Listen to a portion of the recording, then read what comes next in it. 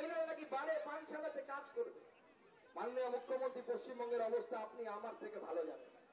মানুষের হাতে কাজ নেই, কর্মসংস্থান নেই, পরিযায়ী শ্রমিক হয়ে অন্য রাজ্যে যাচ্ছে।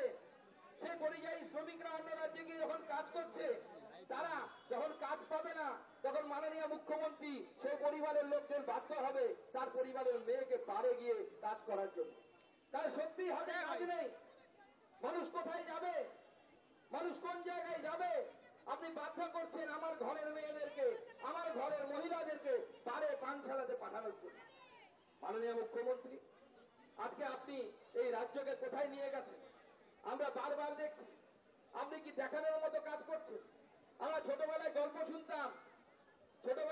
শুনতাম যে যখন কোনো বিয়ে বাড়িতে হতো, বড় বিয়ে বাড়ি হতো, কিছু লোক ফাঁকা প্যাকেট ভালো কাগজে মুড়িয়ে নিয়ে চলে যেত, ভেতরে কিছু থাকতো না, ফাঁকা বাক্স।